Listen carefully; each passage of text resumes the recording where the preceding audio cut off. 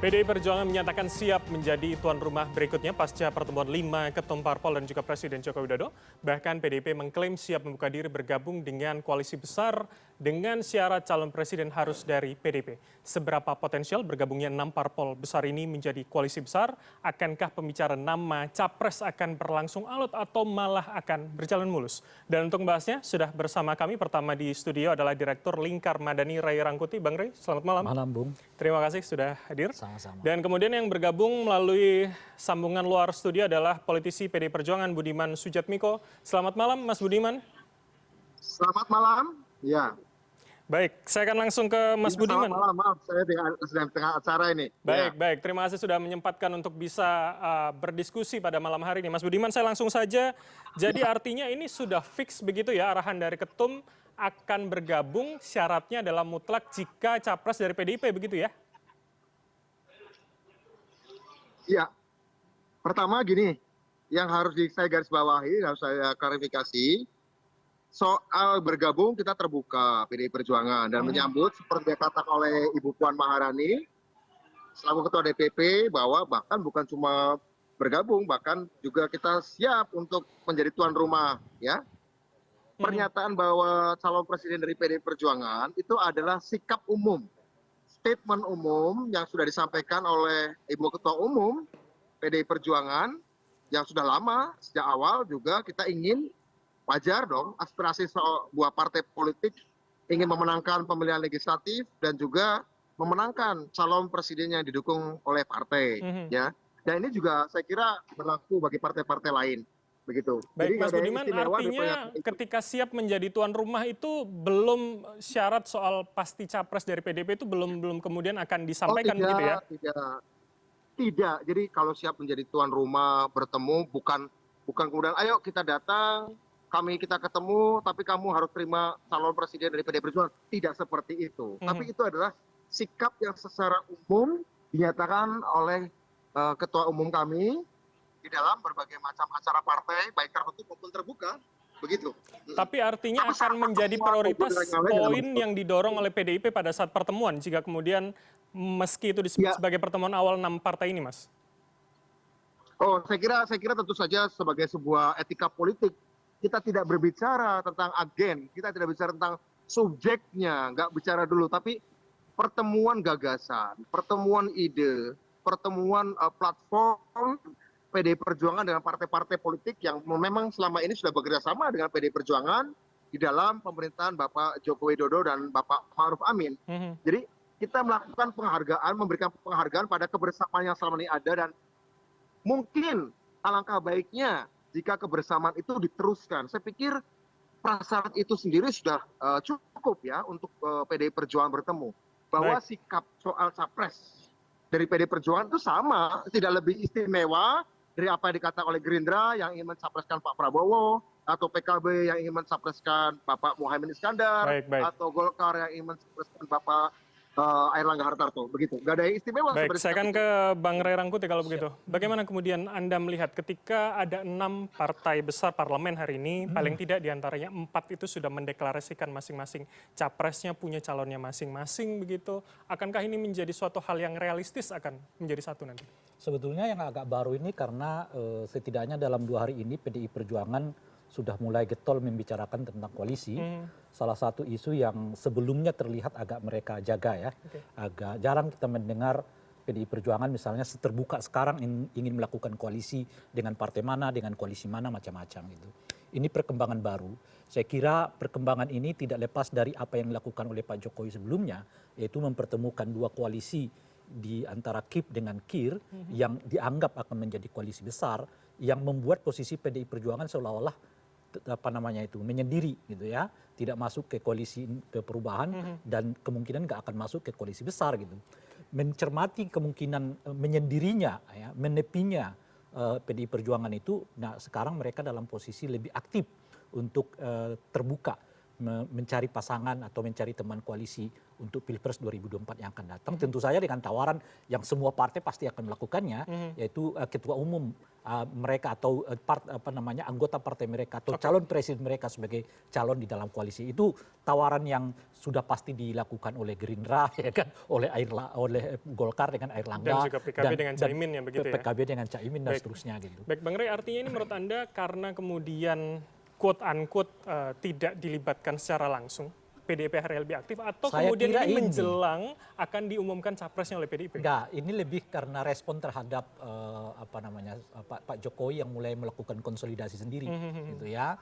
Dan setelah pasca Indonesia batal menjadi Piala Dunia U20, kan itu kelihatan agak membuat Pak Jokowi agak jengkel, baik kepada PDI Perjuangan maupun kepada Ganjar Pranowo gitu. Sehingga 2 hari setelah itu Pak Jokowi melakukan konsolidasi politik, yaitu mempertemukan Kip dengan Kir, dan entah diundang atau tidak, yang pasti PDI Perjuangan tidak ada di dalam pertemuan itu. Itu kira-kira. Artinya tonjokan Pak Jokowi itu agak kena nih ke PDI Perjuangan gitu. Kira-kira Pak Jokowi mau mengatakan, jangan gitu dong PDI Perjuangan. Kalau mau saling sikut-sikutan kita bisa juga loh. Nah, maka dipertemukanlah 2 hari setelah itu. Dan 2 hari setelah itu kemudian datanglah respon PDI Perjuangan untuk mengatakan terbuka dengan berkoalisi dengan partai politik dan masuk dalam koalisi besar itu. Artinya apa? Artinya strategi Pak Jokowi untuk istilahnya itu ya nonjok PDI Perjuangan itu agak kena kali ini gitu ya. Dan saya kira itu sesuatu yang logik karena pada saat di mana PDI Perjuangan sekarang banyak mendapat kecaman publik gitu ya, lalu mereka mulai menegosiasikan diri dengan partai-partai yang lain, tapi tidak dalam suasana yang sama seperti sebelumnya. Ada hal yang berbeda begitu. Pasti berbedanya dan sangat kuat perbedaan itu karena sebelumnya mereka kelihatan jadi aktor utama, sekarang seperti mereka tamu biasa. Gitu, kita akan konfirmasi ke Mas Budiman. Mas Budiman, benarkah demikian respon yang semakin aktif ini akibat dari semacam tonjokan begitu dari Pak Jokowi? Sebenarnya kalau kita lihat kronologinya, kalau kita cermati pada tanggal 18 Maret 2023, Ibu Mega itu sudah bertemu dengan Pak Jokowi loh. Sudah ngobrol 3 jam. Ya, sudah bertemu antara Ibu Megawati Soekarno-Putri dan Pak Joko Widodo. Ngobrol 3 jam pada tanggal 18 Maret. Artinya apa yang dilakukan itu adalah ada berbicara hal-hal strategis tentang pemilu ke depan. Dan saya pikir kepemiluan ini kan 2 tahap. Ada tahap pencalonan, kalau kita bicara pemilu presiden misalnya gitu ya, ada tahap pelaksanaan begitu ya. Jadi saya pikir memang PDI Perjuangan dalam tahap pencalonan secara undang-undang memang dimungkinkan untuk mencalonkan sendiri. Tetapi tentu saja di dalam pelaksanaan pemilu, kan kita bicara suara publik ya. Nah, PDI Perjuangan terbuka untuk berbicara apapun dengan partai-partai yang ada. Tapi memang yang paling penting seperti kata oleh Ibu Puan Maharani adalah meletakkan apa yang menjadi platform kepentingan bersama. Dan saya pikir bertemunya kekuatan-kekuatan politik nasionalis, religius yang berkumpul, saya kira ini akan menjadi sebuah mengorganisir suatu forum yang memang perbincangan-perbincangan yang selama ini hanya muncul di media massa itu bisa dibicarakan secara lebih sistematis, secara lebih reguler, secara lebih dalam perbincangan pertemuan-pertemuan yang sifatnya lebih tertata. Saya kira sudah dimulai dari KIB, kemudian KIR, dan sekarang KIB KIR, sebelumnya juga Ibu Megawati Soekarno-Putri dan Bapak Joko Widodo. Tentu saja antara Bu Mega dan Pak Joko Widodo bukan dalam pengertian koalisi ya, karena kedua beliau kan kader partai ya, kader PDI Perjuangan. Mas Budiman, artinya kemudian dengan bersedia menjadi tuan rumah pada pertemuan berikutnya, seperti yang dikatakan oleh Bang Rey tadi, ini adalah bentuk untuk kemudian PDIP tetap menjadi spotlight, tetap menjadi lebih agresif, dominan begitu daripada partai-partai lainnya seperti sebelumnya? Enggak, kita nggak bicara dominasi dalam pengertian ingin memonopoli pembicaraan, tidak. Justru kita ini, PDI Perjuangan ingin memasuki tahap namanya tahap toleransi, tahap akomodasi, ya, tahap untuk saling mendengar, saling berbicara apa yang menjadi keprihatinan dan concern dari partai-partai ini terhadap masa depan Indonesia pasca 2024. Karena kita sama-sama ada di pemerintahan Pak Jokowi. Kita dipersatukan oleh keinginan melanjutkan apa yang sudah dibangun oleh Pak Jokowi, meneruskannya dan kemudian memperbaiki apa yang masih kurang, dan ini supaya ada sustainability dan kesinambungan. Jika memang platformnya itu, saya kira PDI tidak akan ada keraguan soal itu semua. Ya, saya akan tanyakan bagaimana ke Bang Rey. Ini kan belum sampai pada tingkatan bicara format ya, belum sampai berbicara format seperti apa. Tapi perbincangan ide tentang melanjutkan pemerintahan Jokowi dengan aspirasi masing-masing, sampai juga capres-capresnya masing-masing yang tadi Bung Rai bilang, saya kira wajar saja ketika partai-partai juga mengajukan kader-kader terbaiknya untuk memimpin negara ini pada 5 tahun ke depan dari tahun 2024. Saya kira itu Mas. akan menjadi Bang Ray, ini menarik. disebutkan tadi lebih toleransi dan lebih akomodatif begitu. Ini kemudian tidak seagresif pada sebelum Iya, itu momen yang itu? saya sebutkan tadi. Ini kan kata-kata yang tidak muncul sebelumnya kan. Kalau sebelumnya itu kelihatan PDI Perjuangan memposisikan dirinya, saya aktor. Orang lah yang datang ke saya gitu. Nah sekarang ini tidak lagi. Saya harus nyari orang gitu. Itu yang saya mau katakan. Ada perubahan yang cukup drastis dalam konteks itu. Oleh karena itu derajatnya beda. Kalau dahulu misalnya orang selalu membayangkan siapapun yang akan ditentukan oleh Ibu Mega sebagai calon presiden, pasti akan jadi calon presiden di koalisi dimanapun PDI Perjuangan akan berlabuh. Harusnya. Bayangannya begitu. Kalau sekarang ini belum tentu. Gitu. Apalagi kalau yang PDI-nya masuk ke dalam koalisi besar ya, yang kelihatan lebih mengarus utamakan Prabowo sebagai calon presidennya dibandingkan tokoh-tokoh yang lain. Oke, artinya tidak akan segetol dan seagresif sebelumnya mengajukan nama dari PDIP untuk kemudian dimasukkan dalam koalisi besar itu, Bang Ray? Sangat tergantung. Jadi kalau kemudian PDI Perjuangan tamu di dalam koalisi ini, ya posisi yang paling mungkin bagi mereka adalah wakil presiden, bukan jadi calon presiden gitu. Tapi ini belum pasti. Kita bicarakan hari ini, oleh karena itu kuncinya apakah akan ada deklarasi dalam waktu yang dekat ini atau tidak. Kalau tidak ada deklarasi, masih ada kemungkinan PDI Perjuangan untuk kembali masuk ke gelanggang dan menjadi aktor utama, harus utama gitu. Oleh karena itu kita akan lihat ya, dalam bayangan saya ya, 2 atau 3 bulan ke depan, kalau kemudian tidak ada deklarasi, punya potensi PDI Perjuangan untuk kemudian bisa menjadi aktor kembali di dalam pergulatan dan persilatan dunia politik ini gitu.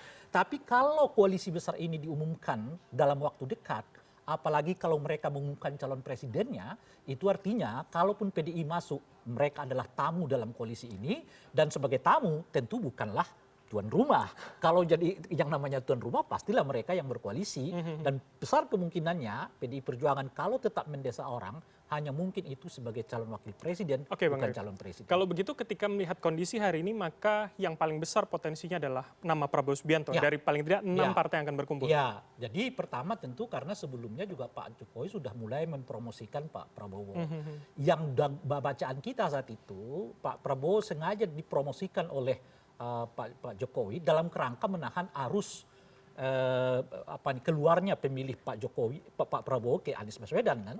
Sekarang setelah ada hubungan yang kelihatan agak mengganjal antara pribadi Pak Jokowi dengan Pak Ganjar, efek dari penolakan secara secara terbuka, gamblang. Ya, secara terbuka gamblang Ganjar terhadap kebijakan Pak Jokowi, tentu Pak Jokowi mengatakan apakah mungkin Ganjar bisa 2-3 hari ini betul-betul melanjutkan apa yang menjadi keinginan spirit yang sama, spirit atau visi macam-macam. Kalau kenyataannya akan berbeda dengan kehendak partai politik, kira-kira gitu. Nah oleh karena itu dalam 2 hari yang kita sebutkan itu tadi, Pak Prabowo lebih mencurahkan dirinya kepada pembentukan koalisi besar, di mana kelihatan Pak Prabowo yang menjadi aktor utama dalam koalisi besar ini. Jangan lupa, dalam 2 hari ini Pak Prabowo disibukkan oleh kedatangan banyak tamu dari partai-partai politik, saya dengar begitu ya. Itu artinya memang magnet Pak Prabowo meningkat setidaknya dalam 2 hari ini. Nah cuman lagi-lagi kuncinya ada pada soal deklarasi. Kalau deklarasinya terlalu terburu-buru, ya itu Pak Prabowo mungkin besar kemungkinan. Tapi saya kira baik Pak Jokowi ya maupun mungkin yang lain akan berpikir, kita coba lihat dulu sebulan 2 bulan ini, kalau elektabilitas Pak Prabowo tetap stagnan seperti yang sekarang ini, sulit mengejar yang apa yang dicapai oleh Pak Ganjar, itu yang saya sebutkan. Ada opsi lain begitu ya. Sebagai PDI Perjuangan akan terbuka untuk kemudian menjadi aktor kembali dalam perhelatan ini gitu. Oke, saya akan tanyakan ke Mas Budiman. Kalau nama Ganjar disebut terus begitu, artinya ini sudah semakin mengkerucut begitu. Saya ingat pada ulang tahun PDIP kemarin, Bu Mega sempat mengatakan namanya sudah di kantong Bu Mega begitu. Nah, dengan kondisi dan bagaimana landscape hari ini, apakah masih sama kondisinya, Mas Budiman? Saya kira pada waktu ulang tahun PDI Perjuangan tanggal 10 Januari tahun 2023, no one knows, nggak ada satupun yang tahu, hanya Bu Mega yang tahu, ya. Tapi artinya gini, artinya kita tidak akan pernah tahu apa yang dipikirkan Ibu Mega sampai hari ini. Hanya prinsip umum ya yang sudah saya sampaikan tadi, bahwa tentu saja sebagai partai kita ingin kader terbaik menjadi calon presiden. Soal siapa dan bagaimana positioningnya nanti juga tergantung di dalam partai itu sendiri ya, satu itu. Dan kemudian bagaimana negosiasi bersama partai-partai lain untuk bersepakat dalam koalisi KIB, KIR, dan PDI Perjuangan segala macam. Nah, soal komposisi koalisi itu nanti apapun namanya itu kan juga dinamis juga ya. Siapa tahu kemudian ada partai yang merasa tidak cocok dengan komposisi yang disepakati oleh mayoritas koalisi ya, bisa saja itu, bisa siapapun. Dan itu artinya dinamika itu nggak bisa kita terka dan nggak bisa kita tebak hari ini. Baik. Dan masing-masing partai akan mengalami proses internalisasi di dalam internal partai untuk memutuskan bagaimana kita akan datang dalam pertemuan-pertemuan selanjutnya dengan membawa platform-platform yang lebih mengerucut sampai pada tingkatan pencalonan presiden dan wakil presiden. Tapi saya pikir itu masih akan butuh beberapa tahap etape lagi ya. Ada beberapa partai yang Mas Budiman, artinya rencana kalau disebutkan dari informasi yang kami terima bulan Juni akan menjadi momentum untuk mendeklarasikan capres PDP. Akan sangat mungkin berubah begitu rencana itu? Ya rencana memang pada bulan Juni untuk disampaikan begitu ya, kemungkinan pada hari lahirnya Pancasila begitu, sebagai sebuah momentum untuk bisa menegaskan siapa yang mau dicalonkan dari PDI Perjuangan. Tapi saya pikir itu tetap agenda itu ada, soal nanti penundaan segala macam kita lihat perkembangannya ya. Kan nanti ada dinamika internal maupun dinamika eksternal bersama koalisi yang sedang membentuk ini. Artinya, format itu sendiri kan masih belum teridentifikasi sampai hari ini. Seperti kemarin Mas Jazuli dari PKB mengatakan bahwa ini baru ya tahapan omong-omong awal saja, formatnya belum dibicarakan tentang apapun. Berarti artinya Mas Budiman bisa jadi deklarasinya akan tetap pada Juni, namun hanya saja bisa jadi namanya bukan kader PDIP, tapi bisa jadi kader dari koalisi yang PDIP ada di sana, begitu ya? Sampai sejauh ini masih kader PDI Perjuangan. Oke, masih dengan satu nama kader PDI Perjuangan begitu ya? Yang belum siapa namanya. Oke, bagaimana Bung Rey? Gini, saya sering kali menyebutkan kalau sampai Maret ini PDI Perjuangan tidak menyebut nama Ibu Puan, entah itu sebagai calon presiden, wakil presiden, besar kemungkinannya itu adalah Ganjar Pranowo. Menurut saya 80% potensi besarnya itu adalah ke Ganjar Pranowo. Kita PDI saya kira udah nggak punya calon lain kecuali Ganjar Pranowo, yang elektabilitasnya bahkan ketika belum melakukan apa-apapun sudah sangat cepat ya. Sekarang dia sudah berada sekitar 30% dibandingkan dengan Pak Prabowo dan juga Anies Baswedan gitu. Jadi pilihannya hanya Pak Ganjar. Kalau dalam Maret ini, itu artinya kita lihat kalau tidak ada penyebutan. Ini sudah awal April, Bang. Makanya artinya nggak ada lagi. Memang menurut saya Pak Ganjar. Sulit bagi mereka misalnya untuk deklarasikan Ibu Puan.